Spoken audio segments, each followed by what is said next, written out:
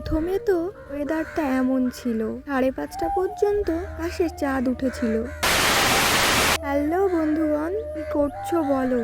তাও বলো কেমন আছো তোমরা সবাই। আশা করি সবাই ভালো আছো, আর ভালো থাকারই কথা। তার কারণটা হলো এই যে সকাল থেকেই বৃষ্টি শুরু হয়ে গেছিল। আমি তো বৃষ্টিতে হালকা ভিজে গেছিলাম বলে সকালে স্নানটাও করে নিয়েছিলাম।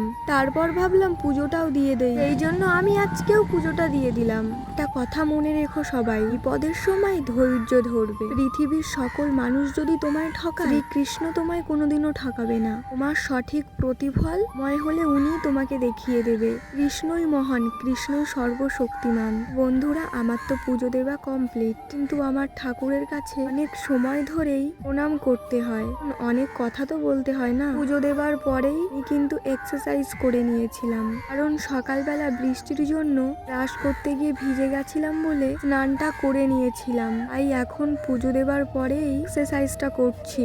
মা আজকে বাড়িতে নেই, তাই রান্নাটা আমাকেই করতে হবে। এই জন্য আমি ভাতটা বসিয়ে দিয়েছি। রান্না করব বুঝতে পারছিলাম না, সেই জন্য শুধু আলু আর উচ্ছে ছিল, সেগুলোকেই কুটে ধোয়ার জন্য কলের ধারে নিয়ে গেলাম। এর মধ্যে 2-3টে উচ্ছে ছিল, খুবই ছোট। গাইস, আজকে আমি ভাত আর আলু আর উচ্ছে ভাতে, মানে সেদ্ধ সেদ্ধ খাবার। তো আমি একে সমস্ত আলুগুলোকে বাড়ির ভাতের মধ্যে দিয়ে দিয়েছি, কারণ আলু সিদ্ধ হতে অনেক টাইম নেয়। আর উচ্ছেগুলোকে আমি দেব ভাতে যখন একটু ফুটে আসবে, ফোটার মুখে। মা বাড়িতে এলেই রান্না হবে, তাই আমি আলু আর উচ্ছে ভাতে দিলাম। আমাদের এই আচারের কৌটোটাকে আর মা ম্যাচ বক্স রাখার কৌটো বানিয়ে দিয়েছে, সেটাই তোমাদের দেখাচ্ছিলাম। যতই হোক, আমরা বাঙালি না। আমাদের সাথে কথা বলতে বলতে ভাতটাও হয়ে গেল। ভিডিওটা ভালো লাগলে অবশ্যই জানিও। ততক্ষণের জন্য টাটা।